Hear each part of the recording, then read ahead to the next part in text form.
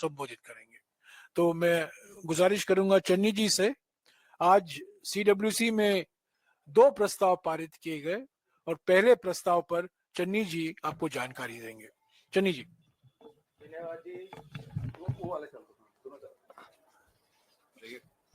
मैं सभी प्रेस के भाइयों का स्वागत करता हूं।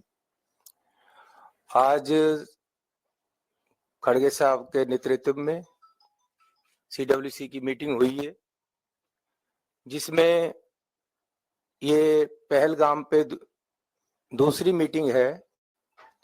पहले भी सीडब्ल्यूसी की तरफ से, कांग्रेस की तरफ से सरकार को आश्वासन दिया गया है कि हम कांग्रेस पार्टी इस विपदा की घड़ी में सरकार के साथ है।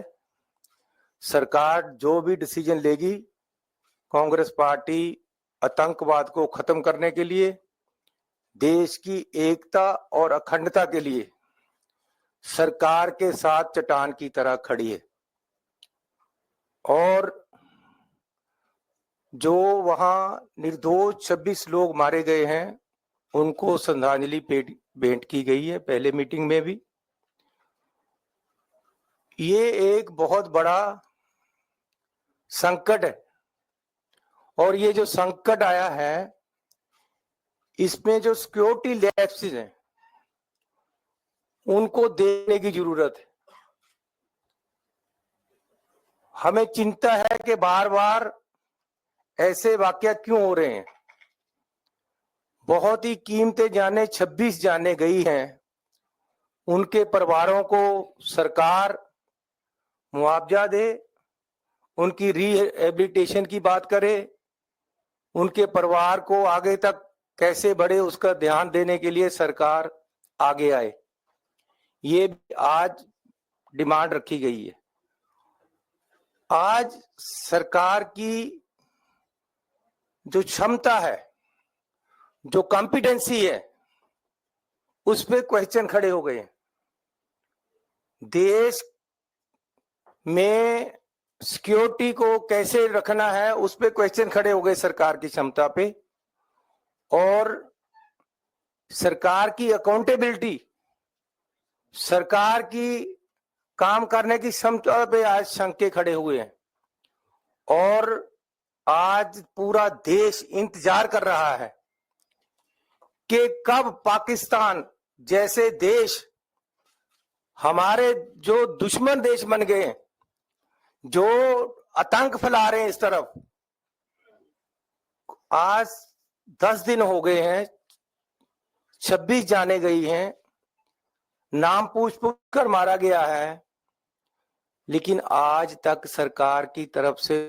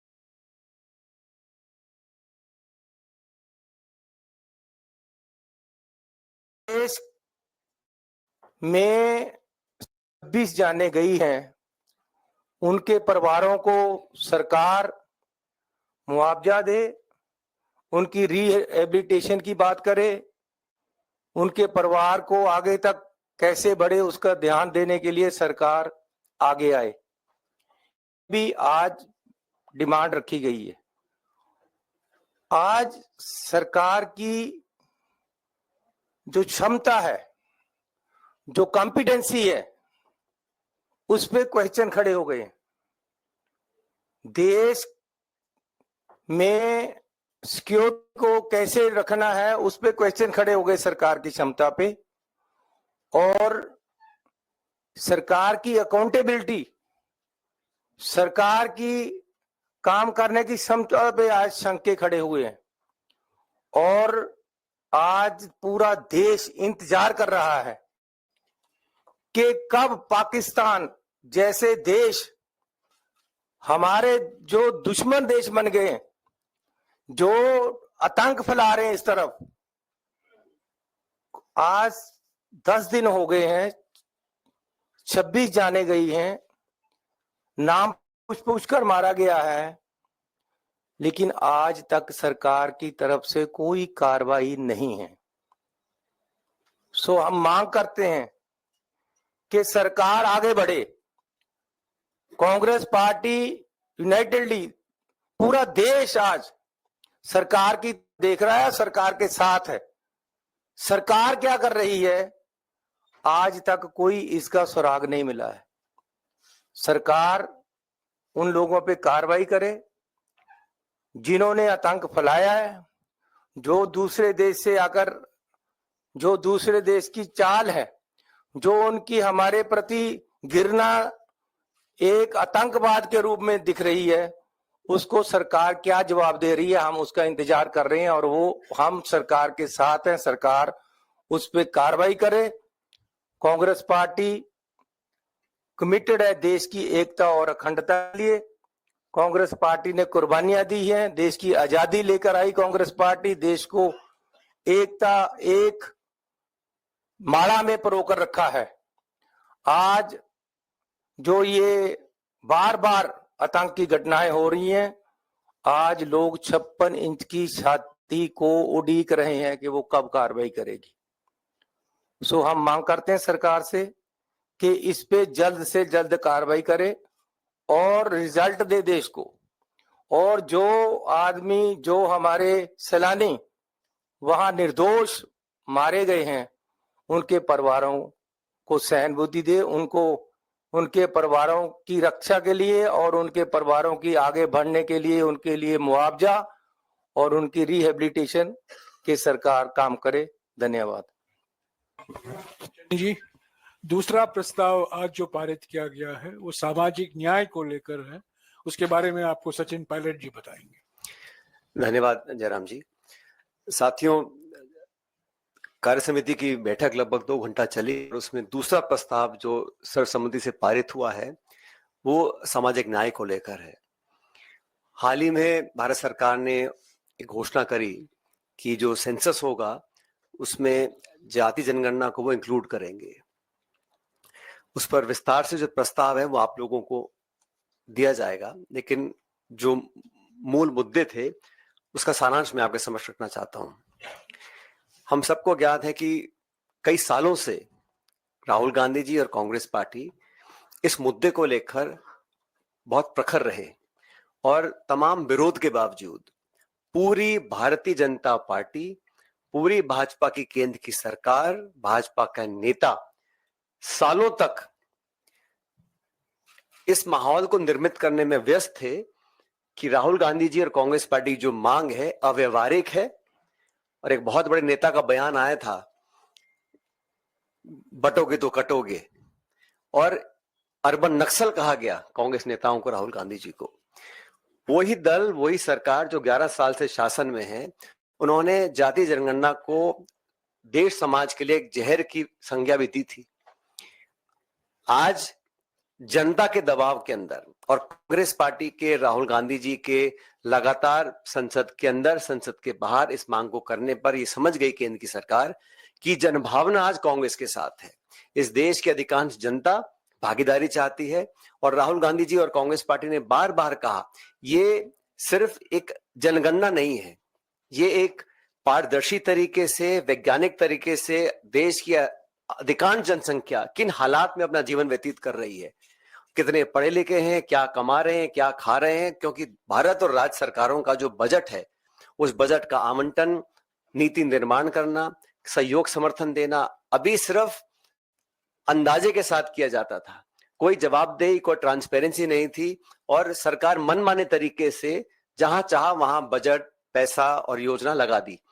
अब हमने मांग करी है कि बिना समय खोए, क्योंकि सरकार जुमले देने की बहुत आदी है, महिला आरक्षण पर एक जुमला दिया हुआ है, न जाने कब वो लागू होगा, तो हमने मांग रखी है कांग्रेस वर्किंग कमेटी ने कि एक समयबद्ध सीमा बांधकर आप कार्य करें और जो जनगणना हो उसमें जो आप किस प्रकार के प्रश्न पूछेंगे उसमें साइंटिफिक तरीके से किया जाए, पारदर्शी तरीके से किया जाए, ताकि किसी को आशंका ना हो। और हम लोग चाहते हैं कि सर्वंगीय समाज, पूरे देश को अगर आगे बढ़ाना है तो कोई हिस्सा पीछे नहीं छूटना चाहिए।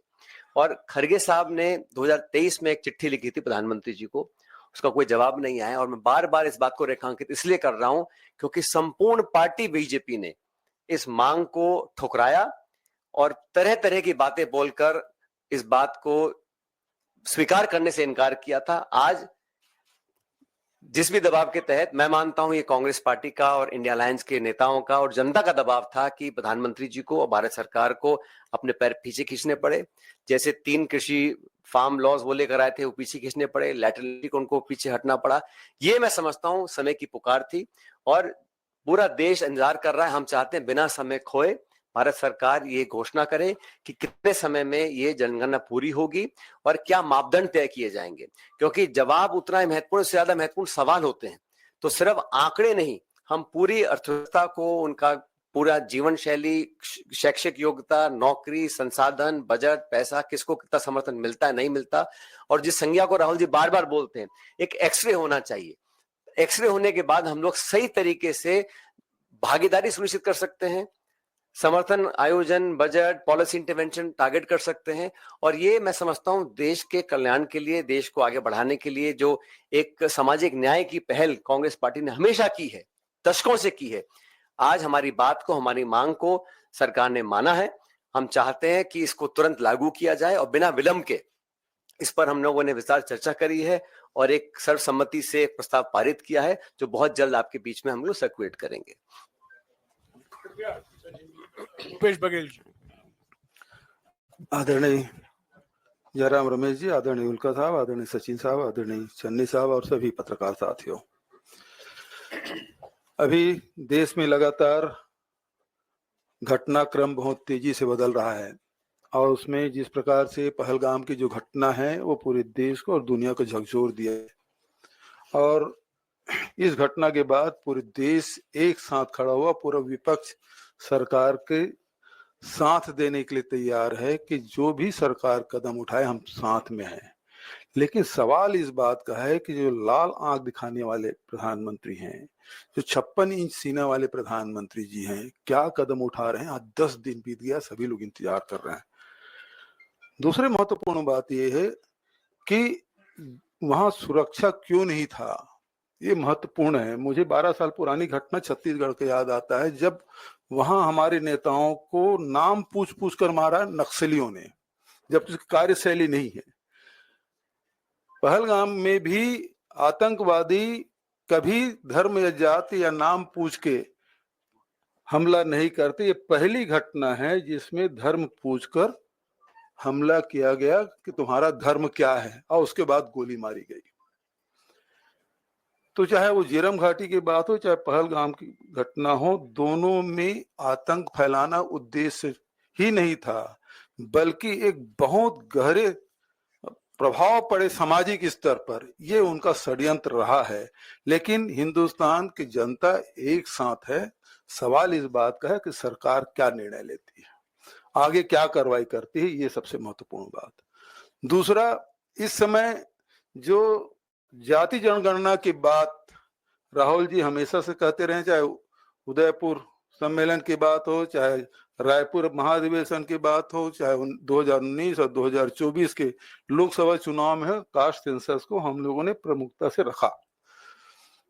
लेकिन इस समय अचानक सरकार ये निर्णय लेगी, ये चौंकाने वाला निर्णय था। सरकार क्या केवल ध्यान भटकाना चाहती है या सचमुच में कास्ट सेंसस, क्योंकि कास्ट सेंसस के बाद नकारते रहे प्रधान, जिस प्रकार से अभी सचिन जी ने कहा बटोगे तो कटोगे, प्रधानमंत्री जी खुद कहा एक रहोगे तो सेफ रहोगे, और गडकरी जी ने तो उससे आगे बढ़ के कहा जात की बात करोगे तो लात पड़ेगी। ये उनके विचार हैं जो टॉप लीडर है उनके, और अचानक वो यू टर्न लिए हैं, तो ये किसी के गले नहीं उतर रहा है कि ये आखिर किस दबाव में फैसला लिया गया है। लेकिन फैसला लिया है, राहुल जी लगातार अभियान चलाते रहे तो निश्चित रूप से ये कांग्रेस पार्टी के और हमारे नेता राहुल जी की जीत के रूप में देखते हैं। लेकिन उनका हर्ष यही नहीं होना चाहिए इस फैसले का जैसे कि महिला आरक्षण का हुआ। कास्ट सेंसस में केवल आप एक कॉलम जाति का लिख देंगे, उससे समस्या का समाधान नहीं होगा, और ये हमारी मांग भी नहीं है।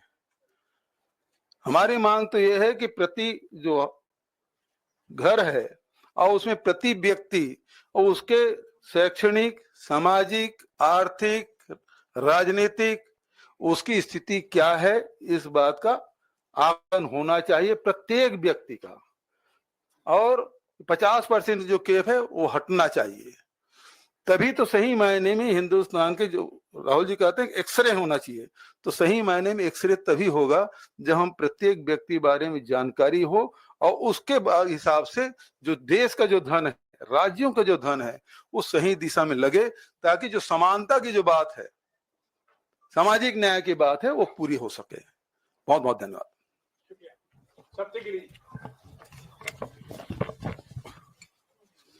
आखिर में सप्तगिरी बोले। जयराम रमेश जी, भूपेश बघेल जी, सचिन पायलट जी, चन्नी जी और प्रेस के हमारे भाई बहनों, सबको यहाँ पे बहुत बहुत स्वागत है। बात को आगे बढ़ाते हुए इतना ही कहना चाहता हूँ, राहुल जी के साथ मैं लोकसभा में हमेशा देखते आ रहा हूँ कि उनकी लड़ाई कैसे चलती रही है। जब भी वो जाति जनगणना की बात करते थे तो कभी माइक ऑफ होती थी, यहाँ तक कि एक विपक्ष के सांसद ने उनसे पूछा कि तुम्हारी जात क्या है जो तुम जाति जनगणना करना चाहते हो। इस टाइप की कई सारी बातें। एंड जब भी राहुल जी बोलते थे जितनी आबादी उतनी हक, जाति जनगणना, बीजेपी का पूरा इकोसिस्टम हमेशा लगातार विरोध करते आया हुआ है। अब ये हमारे समझ के पार है कि कैसे अचानक मोदी जी ने जाति जनगणना करने का तय किया है। ये अच्छी बात है, बट हम नहीं चाहते हैं ये और एक जुमला हो, क्योंकि हम लोग देख चुके हैं कि 2 करोड़ नौकरी की बात किए थे वो लोग, 15 लाख की बात किए थे, महिला आरक्षण की बात किए थे, लेकिन वो अभी तक कुछ लागू नहीं हुआ है। तो हम चाहते हैं कि ये सरकार हमें एक टाइमलाइन दे एंड ये भी तय करे कि जाति जनगणना कैसे करना चाहते हैं। हाल ही में तेलंगाना में हमारे युवा मुख्यमंत्री रेवंत रेड्डी जी ने जाति जनगणना का एक बहुत अच्छा माध्यम से, डिस्कशन से, डिलिब्रेशन से उसे क्वेश्चनर प्रिपेयर के लिए आलोचना कर रहे थे। कम से कम 6 महीने लगाए, जहां सिविल सोसाइटी से बातचीत होती थी, दूसरे बॉडी से बातचीत होती थी, सभी जितने स्टेक होल्डर से बात करके उनका एक क्वेश्चनर है जो कि ये हम आपको सर्कुलेट कर देंगे, जिससे कि यहाँ पे हर एक व्यक्ति का उसका कौन सा 60 क्वेश्चन, अराउंड 56 सवाल है एंड 56 छाती के जैसे नहीं, ये 56 क्वेश्चंस है जो तेलंगाना सरकार ने सबसे बातचीत करके, आलोचना करके, डिस्कशन करके निकाला है, ताकि जो कांग्रेस का हमारा जो लक्ष्य है कि हम एक्सरे करना चाहते हैं, एक कदम आगे ये एमआरआई है, जिससे कि हमें पता चलता है कि ये व्यक्ति किस क्लास से बिलोंग करता है, कैस्ट से बिलोंग करता है, इकोनॉमिक स्टेटस क्या है, नौकरी क्या करता है। अब इस डेटा के बेसिस पे हम लोग अगर ये जानना चाहते हैं कि 90% गिग वर्कर्स ये किस कास्ट को बिलोंग करते हैं, ओबीसी, एसटी, एससी, सीईओ कौन से वर्ग को बिलोंग करते हैं, ये सब डेटा है।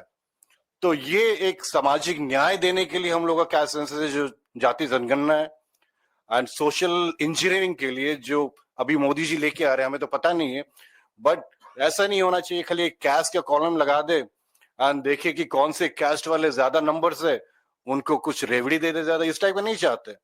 हम चाहते हैं कि प्रॉपर सोशल जस्टिस हो।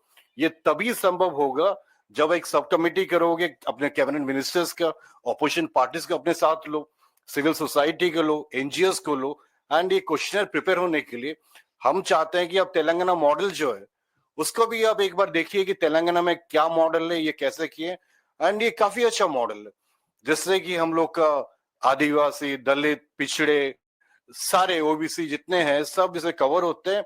ये खाली कैस्ट सेंसस नहीं है, this is socio economic, education, employment, political and caste survey, जो कि एक पूरा ओवरऑल एमआरआई है, जिससे कि हमें ये पता चले कि देश के कितने भाग के लोग नीचे स्तर में उसको ऊपर कैसे लेके जाए। एंड ये एक हम चाहते हैं कि अचानक से मोदी जी लेके आए, ये बिहार इलेक्शन के लिए जुमला ना हो। बोलते बहुत कुछ है, करते बहुत कम है। तो हम चाहते हैं कि आप अगर सही में आपका इच्छा शक्ति है, आप अगर लागू करना चाहते हो तो आप आलोचना करो, डिस्कशन करो, सबको साथ लेके चलो, ऑपोजिशन मेंबर्स को भी, सिविल सोसाइटी को भी, सबको मिलके 6 महीना लगा इस डेटा प्रिपेयर होने के लिए, 4 महीना लगा तेलंगाना में। 4-6 महीने में आराम से आप अगर बैठोगे एंड प्रॉपर बजटिंग भी होगा, बजट का प्रोविजन भी नहीं दिए, अनाउंस कर दिए माननीय मंत्री अश्विनी वैष्णव जी की का सेंसस हम लागू कर रहे हैं, अगले दिन देख रहे हैं और एक मंत्री आ रहे हैं जो पंडित नेहरू के बारे में बोल रहे हैं। आप अगर जाति जनगणना करना चाहते हो, आपकी इच्छा है तो करो। मुझे लगता है ये हम कांग्रेस पार्टी का दबाव, राहुल जी का दबाव, खड़गे जी के दबाव के लिए किए हैं जो जाति जनगणना, बट हम लगातार उनके ऊपर प्रेशर डालते रहेंगे। इसको सही मात्रा में आप कैसे इम्प्लीमेंट करोगे, कैसे आप इनोमरेशन करोगे, कैसे क्वेश्चन बनाओगे, उसके लिए हम आपकी मदद करना चाहते हैं। ये हम चाहते हैं कि ये खाली पेन एंड पेपर में ना हो और एक जुमला ना हो जो बिहार इलेक्शन के बाद आप भूल जाओ। हम चाहते हैं कि आप जो बोले हो उसको ठीक भाव से आप इम्प्लीमेंट करो। पहलगांव के बारे में 2 शब्द में बोलना चाहता हूँ। पहलगांव जो ये घटना घटी, दुखद घटना घटी, उसके 3 दिन पहले रूरल डेवलपमेंट पंचायत राज स्टैंडिंग कमेटी का मीटिंग्स थे वहां पे, जहाँ पे हम ग्रामीण सड़क का ये इंस्पेक्शन करने गए थे। एंड उस वक्त जो माहौल था, जो हमने बात किया, तो वहां पे सब यही बोल रहे थे कि ये सब ठीक हो गया, अभी कुछ प्रॉब्लम नहीं है। हमें याद है जो पहले हम लोग एमपी जाते थे, श्रीनगर में भी बुलेट प्रूफ गाड़ी दिया जाता था, बट इस बार हम लोग की कमिटी नॉर्मल गाड़ी में गए, एस्कॉर्ट्स थे, सिक्योरिटी था, लेकिन नॉर्मल गाड़ी में बोले, हम पूछे तो ये बोले कि सब ठीक हो गया। उसी के 3 दिन के बाद इतना बड़ा घटना घटी है, सवाल नहीं पूछेंगे कि चूक कैसे हुई, कोई जिम्मेदारी नहीं लेगा, कुछ तो बोलो कि कैसे हुआ। एंड जो लाल आंख दिखाने की बात कर रहे हैं, छप्पे नहीं छाती की बात कर रहे हैं, अब कब एक्शन लोगे? कांग्रेस पार्टी, हमारी पूरी पार्टी ने रेजोल्यूशन लिया था, सरकार जो एक्शन लेगी हम उनके समर्थन में। कब लोगे, क्या लोगे, कुछ तो बताइए। आप डेली टीवी में चलाते हैं कि आज पाकिस्तान को नींद नहीं आया, ये बहुत चीज बोलते हैं, लेकिन कुछ काम नहीं हो रहा है। हम चाहते हैं कि आप बताओ क्लियर कट क्या एक्शन ले रहे हो, कब ले रहे हो, जनता को कब, जो इनोसेंट टूरिस्ट मारे गए हैं, जो शहीद हुए, उनको कब न्याय मिलेगा, ये सवाल हम पूछ के यही पर मैं बात खत्म करता हूँ। शुक्रिया सप्तगिरी जी, मैं आपका शुक्रगुजार हूं कि आपने हमें याद दिलाया है कि आज मुद्दा ये है कि एक तरफ असली 56 सवाल सामाजिक न्याय को लेकर और दूसरे तरफ एक फेक 56 इंच की छाती। तो आपने याद, अच्छी तरीके से हमें याद दिलाया है कि फेक 56 इंच की छाती बनाम असली 56 सवाल सामाजिक न्याय के लिए। ये क्वेश्चनर आपको मिल जाएगा, तेलंगाना का जो 56 सवाल पूछे गए थे और 6-8 महीने के अंदर ये पूरा सर्वे किया गया था। तो अगर आपके कुछ सवाल हैं, बघेल जी, पायलट जी, सप्तगिरी और चन्नी जी जवाब देंगे, पूछिए इनसे। मेरा सवाल, हेलो, जो भी जवाब दे पाए। राहुल गांधी इस बैठक में थे। राहुल गांधी संसद से लेकर सड़क तक जाति जनगणना को लेकर आवाज उठाते रहे हैं और ये कहते रहे कि उन मच्छी की आंख है कास्ट सेंसस कराना, तो आज राहुल गांधी ने कांग्रेस वर्किंग कमेटी की बैठक में क्या कहा, क्योंकि आपकी सबसे बड़ी नीति निर्धारक इकाई है ये जयराम जी बता पाएंगे नहीं, सर? किसने क्या कहा हम नहीं बताएंगे। कांग्रेस अध्यक्ष की जो ओपनिंग रिमार्क्स थी वो आपको मिल गया होगा अभी तक। राहुल जी ने यही कहा है कि पहला कदम है, पर डिटेल क्या है, प्रश्नावली कहाँ है, कोई जानकारी नहीं है। बजट का आवंटन नहीं हुआ है। तो उन्होंने कहा पहला कदम है, हमारी आलोचना की गई, हमें निशाना बनाया गया। अचानक जब पूरा देश पहलगाम को लेकर शोक मना रहा है, अचानक रात को यह निर्णय लिया गया, क्यों लिया गया? तो ये सब सवाल उठते हैं। तो राहुल जी ने यही कहा कि ये पहला कदम है, पर और कई सवाल बाकी हैं। 50% सीमा का सवाल बाकी है, अनुच्छेद 15(5) का सवाल बाकी है। तो बहुत सारे सवाल हैं। पर सेंसस को ही लेकर राहुल जी ने ये कहा कि अगर आप ईमानदारी से करना चाहते हैं तो तेलंगाना मॉडल को आपको अपनाना ही होगा। 56 इंच की छाती छोड़िए, 56 सवाल पूछिए, यही उन्होंने कहा। सर बघेल सर से मेरा सवाल है, नीरज हूं न्यूज 18 इंडिया से। जो जातिगत जनगणना को लेकर प्रस्ताव है उसमें आप लोग के मुख्य मांगे क्या है? ऐसे तो आप लोग रखते रहे, लेकिन अगर 3-4 मुख्य मांगों की बात करें, जैसे आप चाहते हैं कि समय सीमा के तहत हो, इसके अलावा और क्या क्या मुख्य मांगे हैं? पहली बात तो ये है कि जो भारत सरकार की कार्यशैली है, मोदी जी की कार्यशैली है, वो उसमें लोगों को विश्वास नहीं है। उसके कारण पहले भी बताया जा चुका है, मैं उसको दोहराना नहीं चाहता। लेकिन अभी ये है कि ये टाइम बाउंड प्रोग्राम होना चाहिए, नंबर 1।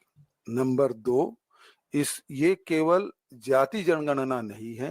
केवल आप एक कॉलम डाल दें आपकी जाति क्या है, वहां तक के सीमित नहीं रहना चाहिए। जिस प्रकार से अभी उल्का जी ने तेलंगाना मॉडल की बात कही, जिसमें 56 प्रश्न है, जिसमें आर्थिक, सामाजिक, राजनीतिक, वो सारी स्थिति के बारे में, वो जमीन वाले हैं कि नौकरी वाले हैं कि व्यापार करते हैं, जमीन है तो कितनी जमीन है, लैंडलेस है, वो सारी चीजें इसमें कवर होना चाहिए। और तीसरा बात जो अभी जयराम रमेश जी ने कहा, 15(5) का उल्लेख, जिसमें प्राइवेट यूनिवर्सिटी है, कॉलेज है, उसमें भी ST SC OBC को भी उसमें आरक्षण मिलना चाहिए। ये सारी बातें हैं जिसमें समावेश किया जाना चाहिए। 50% के जो कैप है वो हटाया जाना चाहिए। जयराम जी इधर। मैं न्यूज 18 जम्मू कश्मीर से हूँ। आप लोगों ने एक सवाल उठाया कि जो सरकार की, भारत सरकार की नीति है वो स्पष्ट नहीं है, लेकिन भारत सरकार ने कई बड़े कदम उठाए हैं और इंडस वाटर ट्रीटी से लेकर सभी चीजें सामने हैं। लेकिन आपको ऐसा क्यों लगता है कि इस चीजें स्पष्ट नहीं है? और जिस तरीके से भारत सरकार ने कहा कि हमने फौज को पूरी तरीके से छूट दी है, क्या उससे भी आप लोग संतुष्ट नहीं है? देखिए, सवाल इस बात का है कि ये बात उरी के समय भी कहा गया और ये समय पुलवामा के समय भी कहा गया, वही बात अभी कही जा रही है। तो भारत सरकार ने सेना को छूट दिया हुआ है, उन्होंने कहा कि आपको छूट दी जाती है, लेकिन डायरेक्शन किससे लेंगे? सेना अपने आप तो लेती नहीं। ये कहने के लिए अलग बात है कि सेना को छूट दी गई है, लेकिन डायरेक्शन, निर्देश तो भारत सरकार से लेंगे, चाहे रक्षा मंत्री निर्देश दे, चाहे प्रधानमंत्री दे, तब। तो ये अपने दायित्व से क्यों बचना चाह रहे हैं? महत्वपूर्ण बात है, उनको न्याय कब मिलेगा, देश को न्याय कब मिलेगा? देश में जो अटैक हुआ, ये आक्रमण भारत के ऊपर है, और वो जो 26 लोग मारे गए हैं, शहीद हुए हैं, उनको न्याय कब मिलेगा? इसकी जिम्मेदारी कौन लेगा? इसकी जांच कब कराएंगे? क्या गृह मंत्री जी इसकी जिम्मेदारी लेते हैं कि रक्षा मंत्री इसकी जिम्मेदारी लेते हैं? सूचना तंत्र क्यों फेल हुआ? सुरक्षा में चूक क्यों हुई? जब वहां एक सांसद अपने शादी की सालगिरह मनाते हैं तो पूरी सुरक्षा व्यवस्था, और हजारों जब वहां सैलानी जाते हैं तो उनके एक कांस्टेबल तक नहीं। तो देश के सामने तो सवाल यही है, जो पीड़ित पक्ष है वो यही सवाल पूछ रहे हैं, हमारी सुरक्षा क्यों नहीं दी गई, हमको सुरक्षा क्यों नहीं दी गई? इसकी जिम्मेदारी कौन लेगा? क्या गृह मंत्री जी की इस्तीफा नहीं देना चाहिए इसमें? सर आई हैड सर मेरा ऑलमोस्ट सिमिलर क्वेश्चन था, बस एक चीज उसमें ऐड करनी है, like NIA has already done the investigation and ISI and Pakistan का नाम उसमें क्लियरली मेंशन है. जो भी स्टेप्स उठाए हैं गवर्नमेंट ने, if you are not satisfied which is clearly being mention in the resolution, what are you expecting from the government? Because whether it is about water treaty or the terror crackdown which is happening in Jammu Kashmir, अगर आपको वो satisfactory नहीं लग रहा है तो what action you are suggesting to the government, sir? ऐसा है कि जो स्टेप उठाए हैं उसमें इधर के नागरिक जो गए हुए थे उनको बुला लिया, तो इधर आए थे उनको भेज दिया. इससे उसका क्या संबंध हुआ जी? क्या फर्क पड़ा? जो इनके मरे हैं उनको क्या फायदा हो गया? बाघा बॉर्डर बंद किया है, वो तो 10 साल से बंद है. एक भी गाड़ी 10 साल से इधर नहीं आई है. वहां बंद करके अडानी को दे दिया गया है. पाकिस्तान का टोटल बिजनेस दूसरे देश के जरिए अडानी जी को जा रहा है, उसका कोई फायदा नहीं है. वाटर ट्रीटी रद्द की है, वो तो पॉसिबल ही नहीं है. 10 साल लगेंगे बहुत पैसा लगाकर, फिर भी 20% पानी बचा सकेंगे शायद, क्योंकि जो धरती का झुकाव है उस तरफ है. पानी वापस ही नहीं आ सकता, उठाना पड़ेगा पानी को. तो ये जो सब कुछ किया गया है इसका तो कोई मायने ही नहीं है. इससे देश की जनता कैसे संतुष्ट हो? तो हमें चाहिए कि जो हमारे जख्म हुए उन पे मल्लम कैसे लगती है. जो जब पहले अटैक हुआ था तो 40 हमारे आदमी मर गए, जो उस समय पगड़ी के ऊपर से तुरला गया था ऊपर को, उसको हम तुरला बोलते पंजाबी में. उस समय इलेक्शन था, उस समय तो बड़ा तुरला चल रहा था कि जी हम ये कर देंगे, हम वो कर देंगे. आज तक ने तो पता नहीं चला मुझे तो कहाँ स्ट्राइक हुए हैं, कहाँ बंदे मारे गए थे उस समय, कहाँ वहां पाकिस्तान में हुआ था. हमारे देश में आकर कोई बम गिरे पता नहीं चलेगा. कहते जी पाकिस्तान में हमने सर्जिकल स्ट्राइक किए थे, कोई कुछ नहीं हुआ, कहीं नहीं दिखे सर्जिकल स्ट्राइक, किसी को नहीं पता चला. अरे मैं तो हमेशा मांगता रहा हूं भैया, लेकिन आज देश के लोगों के जरूरत है उनके जख्मों पे मल्लम लगाने की. हम डिमांड करते हैं कि भैया कुछ करो, बताओ देश को कौन है आदमी और उनको सजा दो. धन्यवाद. To make one point, Jairam ji. You see, we must understand, as a political party, we have acted in supreme national interest. When the Parliament of India was attacked, Vajpayee ji was Prime Minister. If you recall, Mrs. Sonia Gandhi was leader of opposition in Lok Sabha. I remember her speech. She got up and spoke on the floor of the House. Said, Mr. Vajpayee, you are BJP's Prime Minister, but today India has been attacked. So the Congress party has historically delivered what is its responsibility. We supported Vajpayee ji to take whatever action he deemed necessary. And it's not today that Kharge ji, Rahul ji are saying we are with the government. At any challenge that the nation's integrity is posed with, the Congress party responds with full responsibility. Now, when Mrs. Gandhi said that on December 13 attack on Parliament, today the Congress party realizes this attack is on terrorists. They are Indian citizens. It's an attack on India. And I think it is the responsibility of all of us, but primarily because of the government of India, they have to respond appropriately.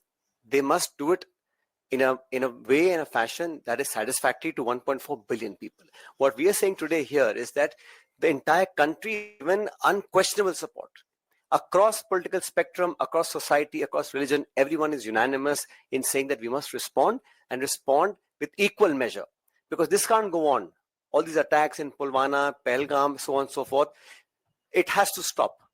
And it cannot go on forever that we keep getting injured and mutilated and hurt and killed, and then we respond with some rhetoric and some speeches and ask the armed forces to do what they deem fit. Like Bhupesh ji said, they have given direction. India, unlike other neighboring countries, we today, the command control is with the political leadership.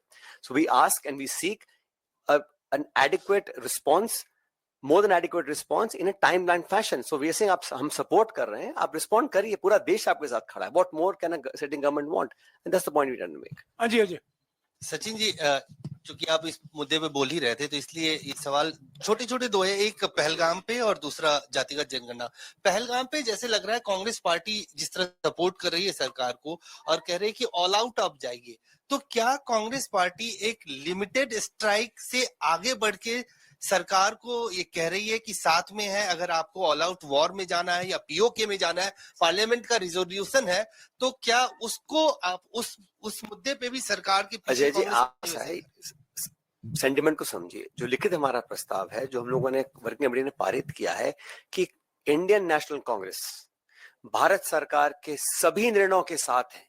जो निर्णय वो उचित समझते हैं, लेकिन पाकिस्तान को मुंह तोड़ जवाब देना पड़ेगा अब, और इस प्रकार की घटनाओं को हम सहन नहीं कर सकते। उसके बाद भारत सरकार का अपने विवेक से जो भी निर्णय, इंटेलिजेंस एजेंसीज क्या कह रही हैं, अंतर्राष्ट्रीय दबाव क्या होगा, वो हमारी जानकारी में नहीं है, लेकिन भारत सरकार के पास जितने भी साधन हैं उन सबको एकत्रित करें और जो भी उचित वो जवाब देना चाहें उनको हम पूरा समर्थन कर रहे हैं।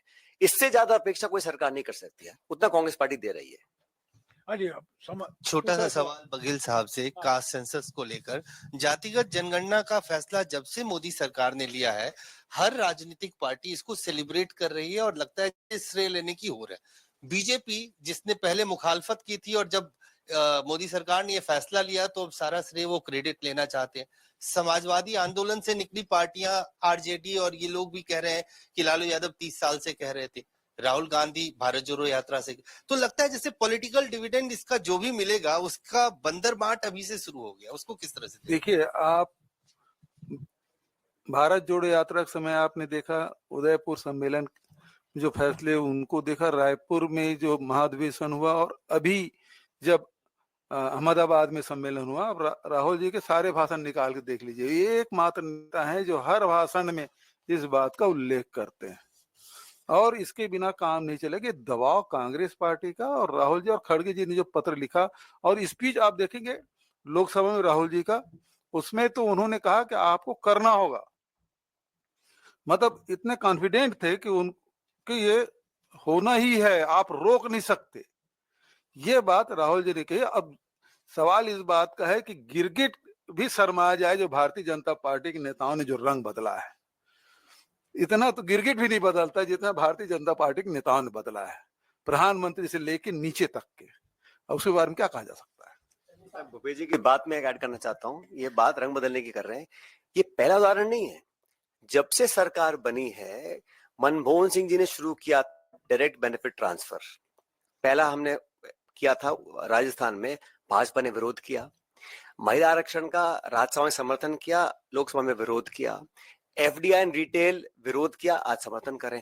एफडीआई इन डिफेंस, उसका विरोध किया, समर्थन करें। परमाणु करार भारत अमेरिका का जब हुआ तब विरोध किया, आज वो जप्तियां चल रही है वहां पर। तो आधार कार्ड का विरोध किया, जीएसटी का विरोध किया, जो सारे इन्होंने विरोध किए थे आज 100% उन्हीं को लागू कर रहे हैं। तो ये कोई बहुत, मैं तो बहुत आश्चर्यचकित नहीं जो इस प्रकार का अभी जो रंग बदला है इन्होंने। चन्नी साहब, आपने कहा कि हम सरकार के साथ चट्टान की तरह खड़े हैं, लेकिन सरकार पर आपको संदेह भी है, ऐसा क्यों है? पहला सवाल। और दूसरा, पंजाब और हरियाणा का जो पानी का विवाद है जो लगातार बैठ के चल रही है, उसको लेकर आपका क्या कहना है? आपके पहले सवाल पे तो मैं काफी बोल चुका हूं। दूसरा जो सवाल है वो मैं अभी नहीं यहाँ छेड़ना चाहता, क्योंकि हमारी जो जितनी बात है सारी डाइवर्ट हो जाएगी। वो भी बड़ा इंपॉर्टेंट इशू है, मैं अलग से बात कर लूंगा उस पे, लेकिन इस पे अभी नहीं कर सकता। धन्यवाद। और कोई सवाल? हेलो, और कोई सवाल? ठीक ठाक। हेलो, मैं अंत में यही कहूंगा बघेल सर कि बार बार सर, ये पूछा जाता है कि आप क्या करना चाहते हैं, आपकी क्या राय है, आप क्या मांग कर रहे हैं सरकार से। हमने सरकार से पहली मांग की थी 22 तारीख को, आप एक सर्वदलीय बैठक बुलाएं। बुलाई गई, प्रधानमंत्री मौजूद नहीं थे, बिहार में गए थे अंग्रेजी में भाषण देने के लिए। बिहार में, केरल में जाते हैं हिंदी में बोलते हैं, बिहार में जाते हैं अंग्रेजी में बोलते हैं। तब दूसरी मांग हमने की कि आप फौरन पार्लियामेंट सत्र बुलाइए, लोकसभा राज्यसभा में चर्चा कराइए। 22 फरवरी 1994 का एक सर्वसम्मति से पारित किया गया प्रस्ताव है, उसको दोहराइए, एक सामूहिक संकल्प दर्शाइए। उसकी भी कोई जवाब नहीं आई। जिम्मेदारी सरकार की बनती है। हम बार बार कह रहे हैं, आप जो कुछ करेंगे हम समर्थन देंगे। बार बार आप हमसे सवाल पूछते हैं, सरकार से पूछिए ना, जनता इंतजार कर रही है। कुछ तो करें सरकार, बयानबाजी छोड़िए, अंग्रेजी में भाषण देना बंद करिए, कुछ तो कार्रवाई कीजिए। और आपको ये विश्वास होना चाहिए, जैसा कि चन्नी जी ने कहा, हम चट्टान के साथ, चट्टान की तरह हम उनके साथ खड़े हुए हैं। कभी भी ऐसा नहीं हुआ है, कोई हम सवाल नहीं उठा रहे। हमने कहा ठीक है, ये आतंकवाद हमले हुए हैं, उसकी जांच होनी चाहिए, हो रही होगी, पर पाकिस्तान को क्या आप जवाब दे रहे हैं? पाकिस्तान के खिलाफ आप क्या कार्रवाई कर रहे हैं वो बताइए। उस पर तो कुछ बात नहीं हो पाई है। निशाना बना रहे हैं कांग्रेस पार्टी को, कांग्रेस नेताओं को, पर आपकी लड़ाई आतंकवादियों के खिलाफ है, आपकी लड़ाई पाकिस्तान के खिलाफ है, उसको आप भूल रहे हैं। और प्रधानमंत्री, गृह मंत्री, रक्षा, सभी अलग अलग राज्यों में जाकर कांग्रेस पार्टी को निशाना बना रहे हैं। कांग्रेस पार्टी सरकार के साथ 100% खड़ी हुई है इस संवेदनशील मौके पर, कोई सवाल नहीं उठना चाहिए। पर हम चाहते हैं कि सरकार कुछ कदम ले, सकारात्मक कदम ले, ठोस कदम ले, पाकिस्तान को सही जवाब दे। Sir Baghel sir, sir